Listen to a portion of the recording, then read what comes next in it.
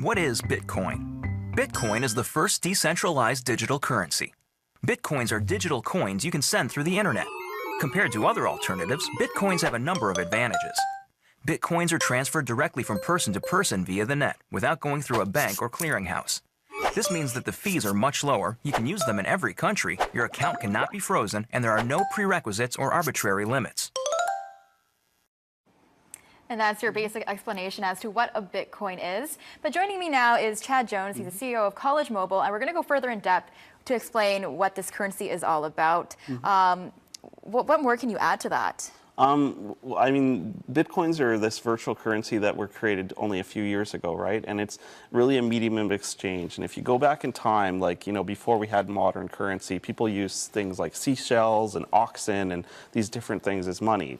To basically, if you wanted to buy something, you had to give them 10 seashells to get some shoes, for example, right? Now, eventually, these things were replaced with our paper money today, right? But this is just another medium of exchange, similar to seashells, right? So the group that created it would say, this is an alternative if you don't want to use the paper money because, they inflate and it's controlled by the government. This is this other alternative, right? And are there any, I guess, risks to having a Bitcoin if you are using this online? Well, one of the risks is that it can be lost. There's instances of Bitcoins being lost. And when I say lost, like the money is actually lost forever. No one can ever retrieve it, right? Okay. It's very rare. That's one of the risks. But other than that, like it is just a medium of exchange, and it has a value that goes up and down like other types of things. So going back to my seashell analogy, you can think of it like that, right? So if you prefer to use your seashells to buy things instead of the paper money, you can. And that's kind of, in a way, yeah. And that's the benefit of having it, the fact that you can do this all online. It's not like a tangible. Yeah, it's not tangible. Okay. Yeah, and some of the benefits, I mean, like it's completely anonymous, so nobody really knows you have the Bitcoin, right? So a lot of people prefer that kind of transaction. It does avoid, as the video said, you don't have to go through transactions and this sort of thing through banks, so you can just go person to person transactions, right?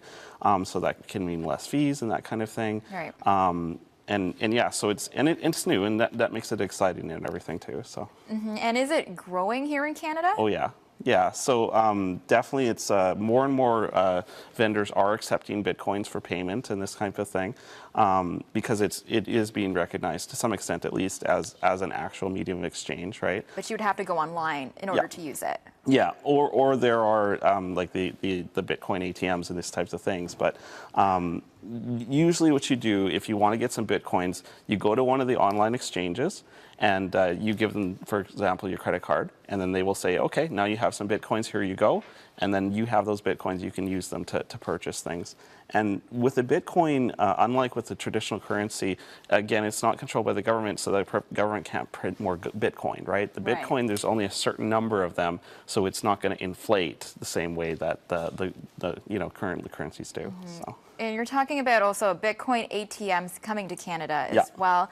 How will that change how we do business here? Well, for merchants who accept the Bitcoin, you can go to one of those ATMs and get that and take it to the merchant and make just a real purchase, right? So again, it's like going to the ATM, in my metaphor, to get your seashells. You go to the vendor who accepts the seashells, and then there you go, you got your good. And like you said, this is a new thing. Do you see it increasing here or sticking around for longer than it already is? Well, it's definitely increasing. I do a little concerned that some people will go and they'll put their entire savings, for example, into Bitcoins because they're like, oh, I don't have to worry about inflation anymore, right?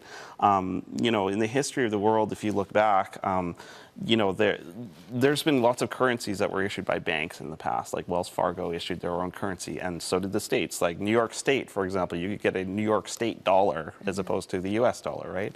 And all these things were eventually shut down by the government. So in that respect, I think I'm a little concerned about it.